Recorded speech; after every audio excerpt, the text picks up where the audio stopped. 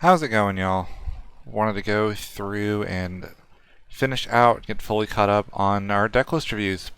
But first, if you don't know, this next week will be RPG Limit Break. It starts on July 16th, which is, I believe, Sunday. I have multiple times I'll be showing up to either run parts of the stream or do interviews and talk to runners. If you haven't already, you should give it a look at www.twitch.tv/RPG Limit Break. It's a great charity event, great cause, and look at this. FF7 Remake, FF13, some Parasite Eve if you're into that, 10-2, Chrono Cross, Final Fantasy 9, and FF1 Pixel Remaster, I believe are all the Final Fantasies in the event. But there's also stuff like Kingdom Hearts, and just so many good video games, and even better runners. With that out of the way, let's get into why you're actually here, which is the Dallas Materia Cup. So this was in Dallas, hosted by Lone Star Pack Breaks. I played this one. This is the only Materia Cup I went to that I did not top cut. We had 100 entrants, and this was a couple weeks ago now. The winning list was Sam Toole on Ice Wind. So the thing that was kind of discovered, or not even discovered, but known, was that Mono Water, assuming it was going to be the most commonly played deck, was going to struggle to beat a wind deck. So there's a world where you play Mono Wind and just gamble that you will not, or a wind deck, and gamble that you will just not see 13. As I understand it, Sam did not see 13, and if you don't see 13, wind is every bit as ridiculous as it always has been. So let's take a look at this list real quick. 2 Luso, 2 Izana is actually quite a bit higher. I wonder if that was partially trying to hedge to make it easier to get like an Izana Chocobo Luso loop if you need one early. The 1 of Ash, 2 Zidane, only 1 Rosa is actually a little surprising. 3 Lulu's kind of become standard. It's kind of just been decided, and not even decided, like realized that Lulu is maybe the most important card for getting big Stormcast chains off. The full 3 Sid Haze, 2 Melvin, 3 Locke. The 2 Melvin kind of makes sense. You just need enough ice cards to get the first one into play. Melvin is a passable enough one to where it makes sense to do so. We're on a very high summon count. The full 3 Azura. Not seen. That's very rare to see that.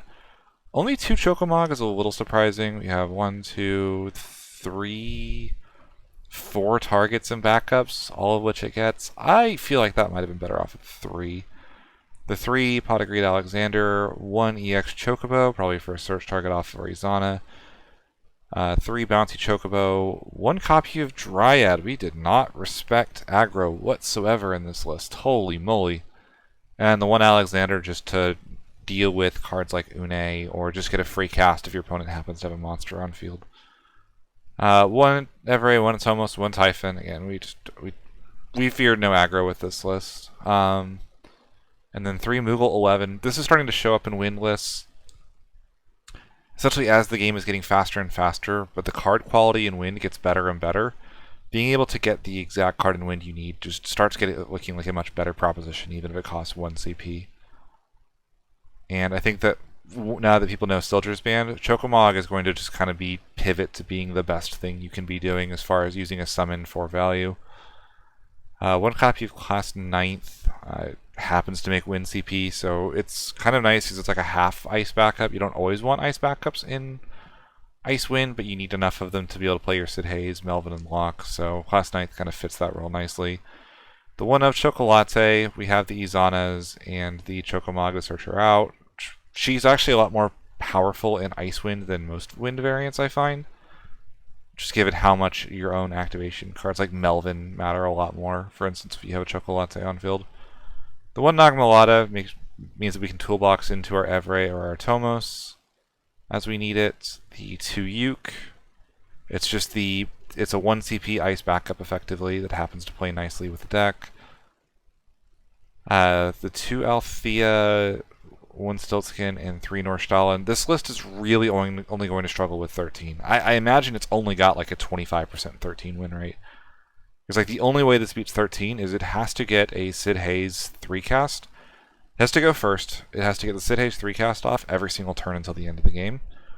which it would be capable of doing, but that's so difficult to do over and over again. A lot of times you find that you'll burn enough resources the first time you get a big cast chain off that it's hard to keep going, and I feel like this deck is going to just bleed resources if it keeps trying to do that. The runner-up list, actually both of them, were Kyle Peters and Manuel Onate on Mono Water. Kyle Peters was on one copy of Kadaj. I imagine this is meant to be mostly a mirror breaker. The full 3 Tidus, I can't get behind 3 Tidus. I'm sorry, I don't think that can be correct. We've got the same monster lineup. Summons are pretty similar, exact same 8 backups. I think we cut like a Porum for the Kadaj, which is like, okay, that makes sense. We also went to one copy of this Leviathan, as opposed to the double bounce levy. That's probably just to make sure that we were expecting to see a lot more mono water. The second place list by Manuel Onate.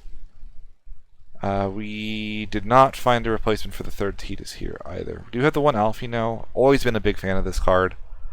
It's either a 2CP 7k that digs you towards better cards in your deck, or it's a 2CP 7k and the best forward in your break zone as well.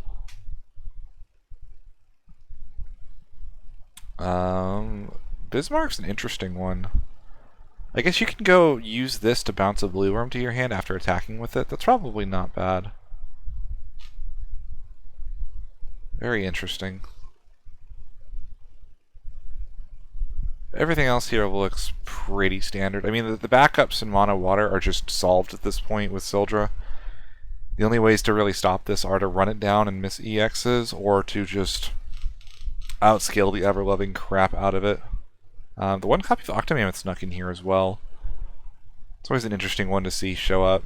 You kind of just... It's so efficient to bounce 2 forwards with it that it just ends up being a generically good card at that point. In 4th place we had Ice Earth. This lost to Sam in top 4. This looks mostly normal. The one copy of Sephiroth is new. I'm a little surprised. I guess the idea is that, like, if you fall behind, Sephiroth gets really, really good. And Ice Earth really doesn't mind taking early damage because you expect to outscale most things, and you can use things to, like your Arcanist to manipulate your actual damage. So, like, if you're on 3, you can, like, Arcanist, quote-unquote, late, so you can turn your own Sephiroth on. And, like, with all the Kusiths and other recursion in the list, maybe you can just, like, continuously replay this guy. Also, like, you can discard it with your own Unalesca, so you can't really brick on it. So maybe, like, Ice Earth is just a good place to have a one-of powerful dark forward like this. 2 YKT is definitely not standard, and we went with Aster as our backup breaking monster. I mean, it hits more things, but, I mean, it's so expensive compared to running even like a 3CP heck that I can't get behind this, but it is versatile. It's not a bad one of. I just wonder if there's a better option. Everything else looks really good. This is going to be a super consistent, super powerful list. Not much more to say. Maybe you would like to see the extra Vincent come in, but I don't even think that's necessary. It's not like the most important card of the list. You really are just looking for Physalis and Weiss. Physalis, Weiss, and Roble, and then everything else is just Witcher monster synergies. Very clean, very good list for sure. Mono Water. Looks like Mono Water here. The Sahagin Chief's coming in here. Actually a little interesting. This is actually a Glaciella variant too. This is a very different Mono Water. We're on Sarah plus Gordon. So yeah, very different take on Mono Water. Mostly to accommodate the Glaciellas. And we have the Realms. Realm with something like a Blue Worm is really good. I've also seen it before where you can, like, as time goes along, you can kind of use this Realm to get all of your Blue Worms into play from the deck, which ends up being very nice as well. Our summon count's a little lighter, but Glaciella kind of treats everything as a summon. I'd be very curious to see if this deck would actually run Materia in the future, especially with cards like Poo Poo to discard it if you draw it too late, right? Very cool list. The one Yagrosh just tries to hedge against wind a little bit. Cards like Atomos and Azura both activate one for your backup if you have a Yagrosh on field.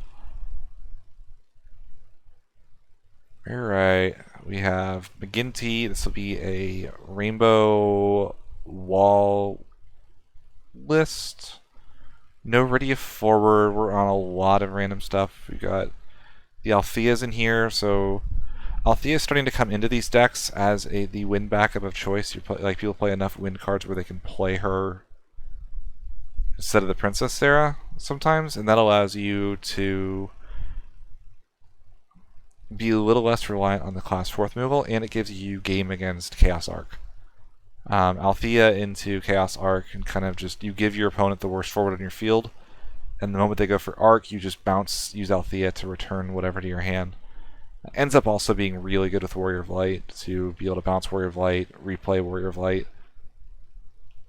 Like every time you do it, you just get to like draw deeper and deeper into your deck. The one Galif as a Soldier Search target, lots of one-of summons. Only one backup breaking summons, actually kind of interesting, and it's the Fenrir.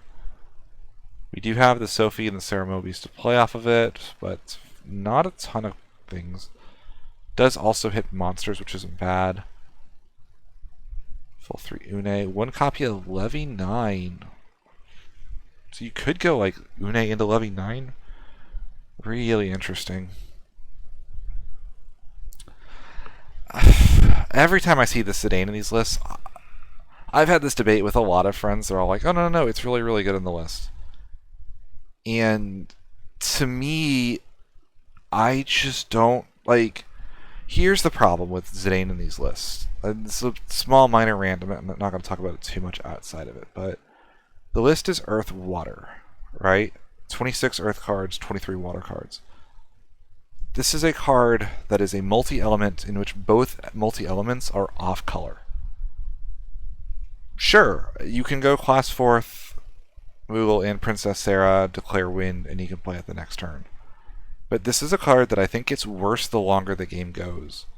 Because the longer the game goes, the more happy your opponent is to either play out their hand, or the more likely it is that they're going to be set up and they're just drawing gas anyway at that point, right?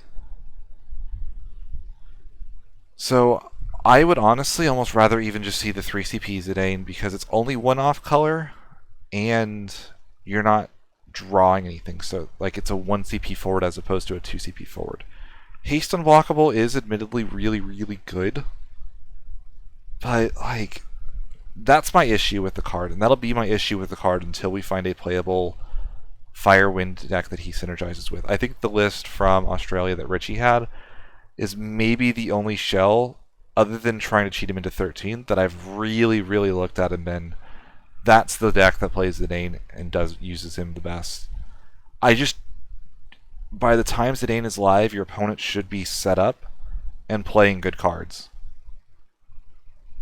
That's my rant on Zidane.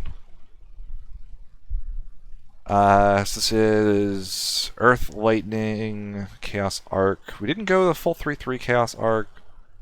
We do have the 2 Cisnes to discard them for value. The Man in Blacks to recur them, 2 Sonins. The full 3x Death. The 1 Kryl. This looks pretty good. The Rydia Seymour combo I think has proven to be a lot more potent than I thought it would be. Either stacking something like the Kusith if you think your opponent can hit you next turn, or just whatever the next best summon is. Like a Heka can dissuade your opponent from really going ham on building a board against you. This is just 3 backup engines and Shantotos. That's really funny. So it's going to be really consistent to do its thing, and then when it does, it's really powerful. Chaos Arc is among the strongest things you can be doing in the game. Icewind, this looks... Icewind, Chaos Arc. Huh. So we have Physalis to get the Chaos and Arc out of her hand. And Physalis in Icewind is actually not that bad. Icewind is the deck that it's most likely that Physalis says draw 2. Or discard 1, draw 2. It's like conditional and weird, but it still does kind of do that. We're on the full 3 Chocomog for our Moogles. And we still got plenty of them. We've got the 4 search targets over there. I wonder if Chaos Arc actually gives this deck a game against 13, because Chaos Arc is very good against 13. You can kind of steal one of their things, and then on the next turn you can either use the Chaos to sacrifice whatever you steal. Like if they go like Hope Vanille Search Lightning, you can go Chaos, steal the target, and then when they go to play something you can Arc it, or like you can also just tap the Chaos, sack their thing, kill their Lightning the turn after, which is not bad in the slightest, like when they go to combat. I'd be curious if that was the main reason for this, or if it was just trying to punish the like 4-color Warrior of Light decks. But I feel like if you're punishing those, do you really need this? Like you can just do normal Icewind things, I would think, right? Chocobo Chaos is admittedly kind of gross against those decks. You can kind of keep playing Chaos as a Storm Engine, which is very funny. Only 1 Althea, so we probably have to search it off the Nordstalin as well. That's a little awkward. We don't really want to either. We want to search the Uke. Very interesting list. Very interesting. It looks potent for sure. I don't know. This looks like it could be a little bricky. And a lot of times these Icewind lists like this only come in on the turn they need to, and get like a Bagel or Sid Hayes turn going. So I would be worried that Chaos and Arc could get in the way of that, especially if you draw just the Arcs or something, right? I mean, that's why you're on the 3/3, but then you can brick on them. And just a very strange list. Let's see. This looks pretty similar to most of them. This one's on Kamiya Yag for the backups. But other than that, it's a relatively normal mono water list. Don't see anything too crazy.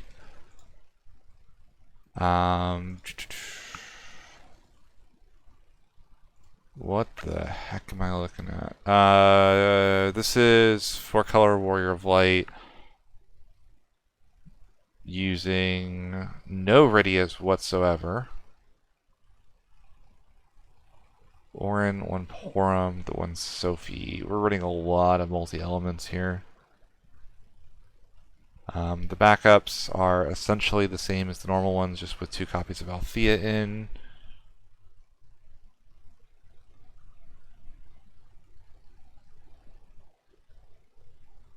What's the other ones missing over here compared to the traditional? Because my list was 15 backups, but it didn't have the Althea at all. Oh, the Kate Sith. That's right.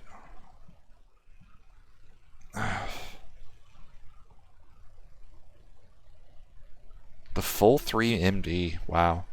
I mean, I guess if you don't have the Rydia, there's no way to cast a Mott easily, so that makes sense. I don't agree with the 3 Zidane. I would rather see 2 Lulu and then or 3 Lulu, 2 Zidane, and then have like the Azuras to get the Zidanes back when they're good. Because it's not going to be good in every matchup, and I don't think it's good enough to be worth that.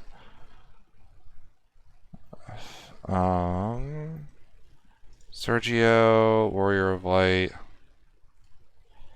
I will say, when I talk about Firewind Zidane, I am one of the only players that tends to do well at tourneys that has these thoughts on Zidane. So I might just be undervaluing the card, but to me, any card that you go this far out of your way that I feel comfortable ignoring isn't worth going out of your way to play.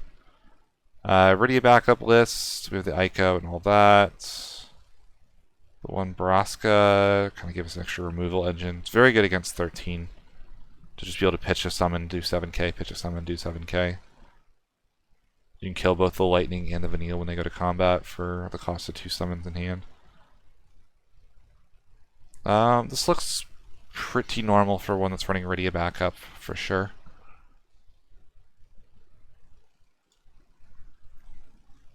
Chaos Arc here. Yep. 2 Chaos, 3 Arc. We have the 1 Gabranth. Just the 3 engine backups. This looks pretty normal. I don't see anything too crazy here.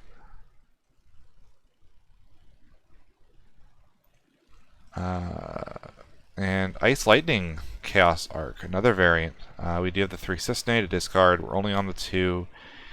Neither of them searchable, and we're running the Unalesca anyway. I feel like that should be a 3/3 in this deck.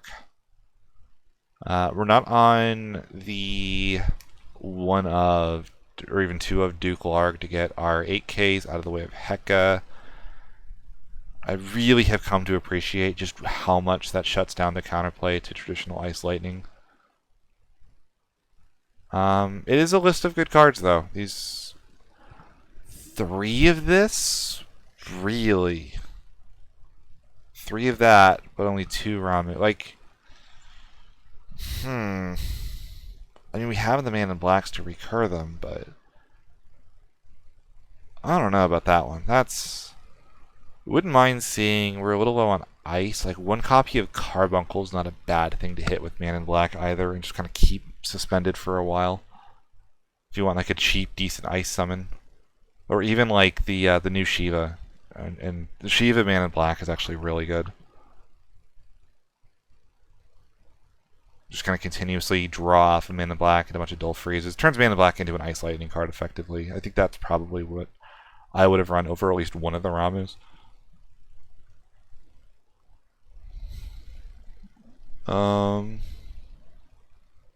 Oh, cool. Arisha discard the Arc to get into another summon. To get a playable card. That's actually a nice tech. I like that. That's cute. It's a very cool idea. Especially as a one of, like, if it doesn't show up, it doesn't show up. You have to play some number of backups. And Ice Lightning actually does like its backups.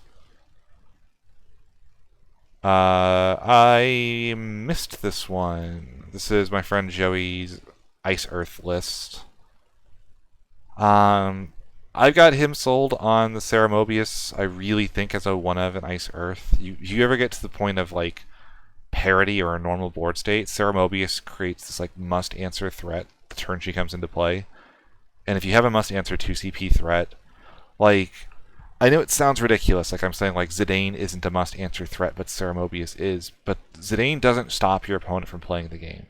Zidane just kind of removes one thing that your opponent does. Ceramobius will prevent your opponent from either dealing damage to you at all for the rest of the game until she dies, or they're going to make it so much less efficient to play the game that you're just going to win on the spot anyway, especially in Ice Earth where you're freezing backups, discarding cards from their hand, so on and so forth. It just makes things so much worse for your opponent when you get to parity in this deck.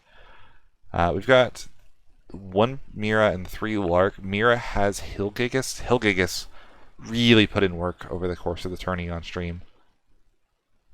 Other than that, it's a relatively normal, good Ice Earth list. We're running Heka as your backup breaker. We're not using like Aster Protoflorian because we can't get rid of it once we use it once anyway. And it's like it's more expensive than Heck is. And we're not on the Mandragora either because there's only so much that we really want to revive. But this list looks really good. I think this is maybe one of my favorite Ice Earth lists I've ever seen. I think it's really, really clean. As long as it doesn't run into exactly Wind or Felthanos, as it turns out, is a big problem for that deck. I'm very sorry for the war crimes that card has done to you, Joey. Alright, 24 minutes. I'm going to try to kind of keep it to more interesting stuff from here. Anson Quatch, this is the deck that eliminated me from the tourney. It's Ice Earth, but we're running Neo X Deaths.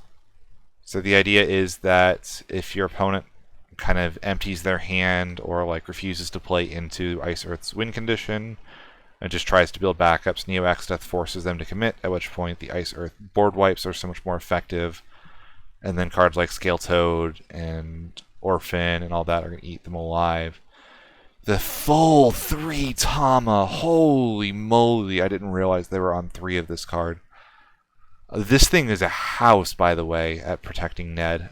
It like has to sit on field, but like Ned only really fears mostly targeted destruction, and Tama is very good at preventing targeted effects from hitting Neo Exdeath exactly.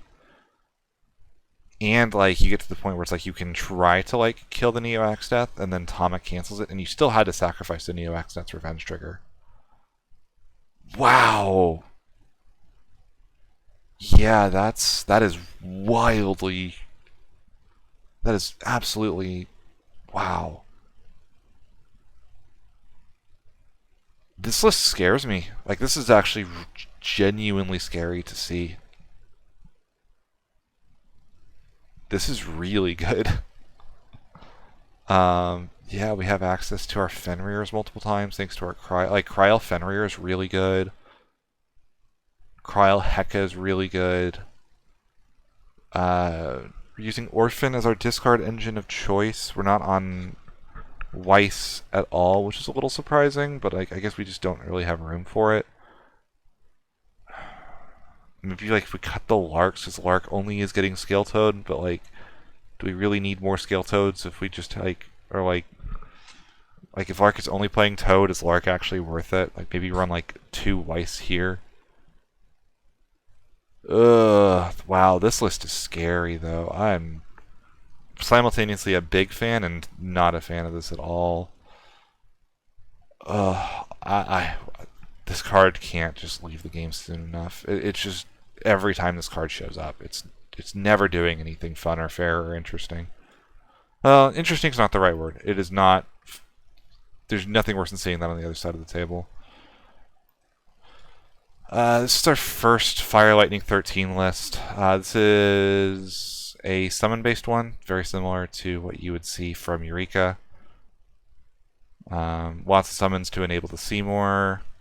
Cindy's to get cards like Warrior of Light out of the way to push for lethal. It's fine. I really like the Squall showing up in these lists more, but I usually like Squall with Vanille specials, because Squall just acts as extra copies of the Vanille at that point, right?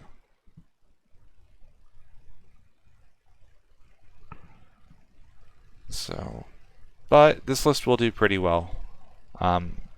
I've become more of a fan of forward-based variants, if it's not too unclear by that. Alize is just so good at playing your 13 stuff back and making where your Vanille special is always live. And Vanille special is the answer to a lot of what the meta is currently doing. Water Fire, Warriors of Light. Whoa. Forward Refia, Aegis.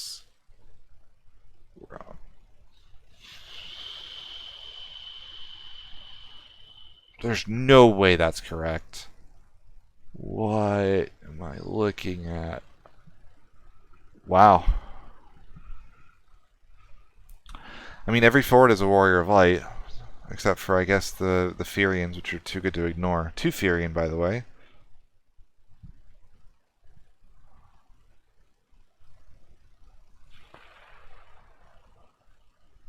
And Famfrit, we're not even on a Tomos as a crystal outlet, just the Lena. I mean, the Refia is really good when she gets off to the races. And Ferris. Water, Fire, Ferris. I need to play this list. This is really interesting to me. Because that is not the type of list that I would expect to see anytime soon. This is Soiree with Wind, Soiree with Wind.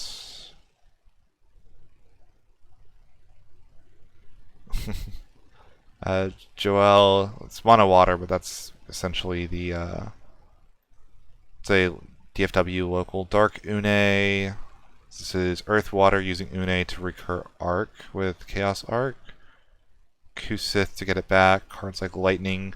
If you're down on Warrior of Light, Lightning is like the next best thing to survive against aggro. Something like a Lightning Galef off of a Sildra really gets you pretty far in the matchup.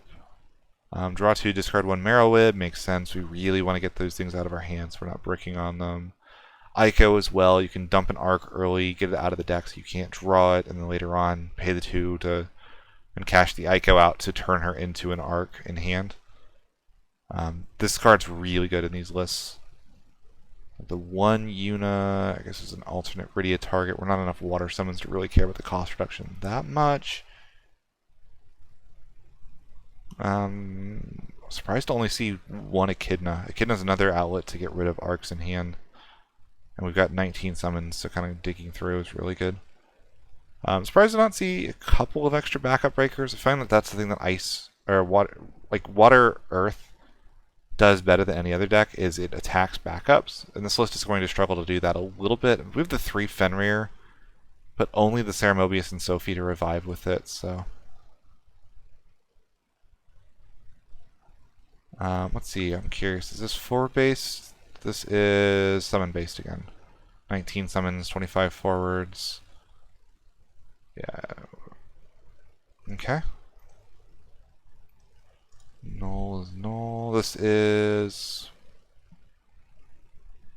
just 3 of every forward that it wants to that you'd run. Interesting.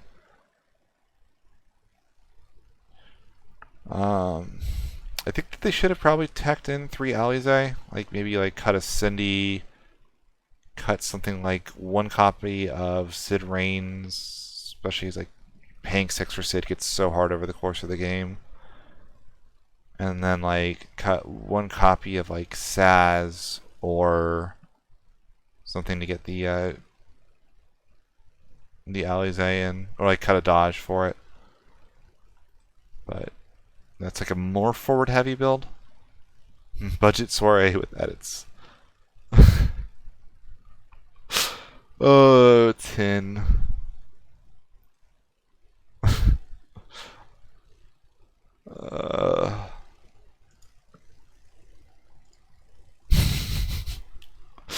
This is the Dragoons list that showed up on stream.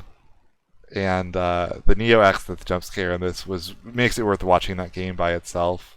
Fun fact, Tin did not know Sildra searched Neo X Death until then. Only 11 water cards, but like Sildra is a Freya special by itself. It is also Sarah. Sarah is also Alice. As long as Alice sticks around, you can pay back the very bad initial investment of Sildra into Sarah, into Alice. So that makes sense. What's our non-Dragoon count? 11?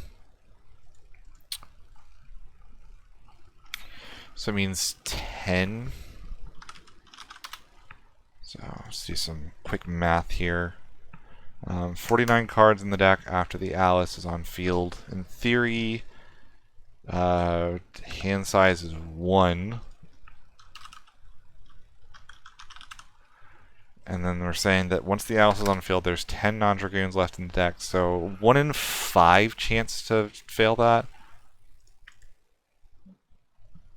That's still fine. I don't know if I'd go much lower than that, but that's still workable. Full 3 Ricard, 2 Kane, no forward Kane, I like that. Yeah, this looks pretty good. I wonder if there's maybe a water backup worth playing, not named Sarah, just in case, but you don't really have a use for the water backups. So, yeah, like you're never actually going to play this Freya. I think that's probably enough lists. I might have missed some of the more fun ones here. But I hope you guys enjoyed it. Surprised to see no... Oh, here we go. Finally Rydia forward. Yeah, this is basically my list.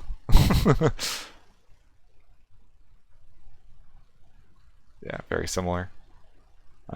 Thank you all for watching. Hope you all enjoyed it. Be sure to check out Limit Break this weekend. Leave a like or a comment below. And I will see y'all next time.